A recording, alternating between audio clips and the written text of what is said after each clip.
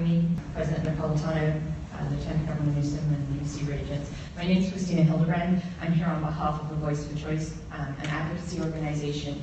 I'd like to speak to you today about the immunization policy that's going into place next year. What I would ask you is, under what authority do you have to mandate vaccines as a stipulation for entry into the UC system? That is what will happen next year. There are 4 different vaccinations, 4 different diseases that you require vaccination for as of next year. The medical exemption policy, we have worked with the work group to have that become less stringent. However, that medical exemption policy has not been posted on the website or anywhere else, so I would ask that you demand your work group and you to update that policy on their website. I also ask that you add a religious exemption. The UC schools did not have any vaccine requirements up until this year. It was assumed that all students, for domestic students, that all students would be up to date on their vaccinations, as up to date as they themselves thought they needed to be. The UC system will be one of the only schools, actually the only set of schools in the country that will not have a religious exemption. That religious exemption is a fundamental right in our federal constitution, and I demand that you add that religious exemption into your immunization policy.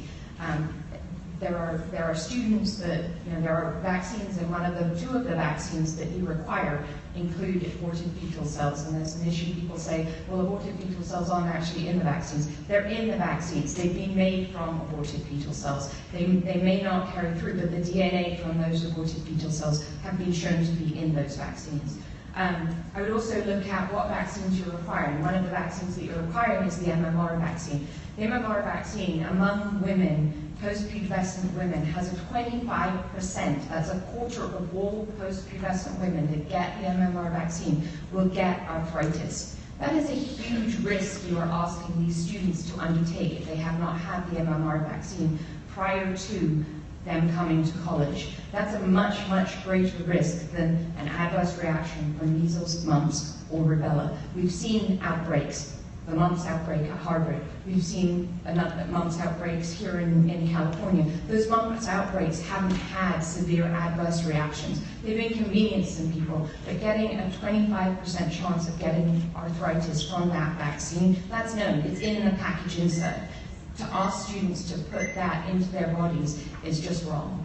So I ask you again, I ask you what authority you have to put this mandate in place as a stipulation for the schools, and I ask you to add a religious exemption. Thank you.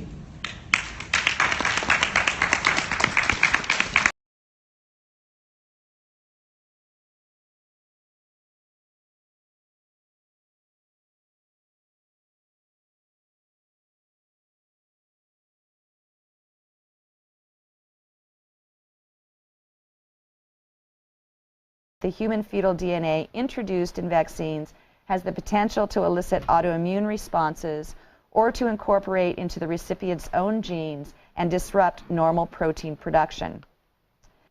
So not only was human fetal DNA introduced to our children with the MMR2 and chickenpox vaccines, but a retrovirus capable of enhancing genomic insertion was also introduced in these vaccines. One of the key scientists funded by the CDC to do studies into MMR and autism links, studies used to dismiss the MMR autism hypothesis, was indicted on April 13th this year, 2011, on 13 counts of fraud and 9 counts of money laundering. Furthermore, Dr. Thorson had already been cited for academic misconduct by his own university and was charged with embezzling $1 million grant from the Centers for Disease Control.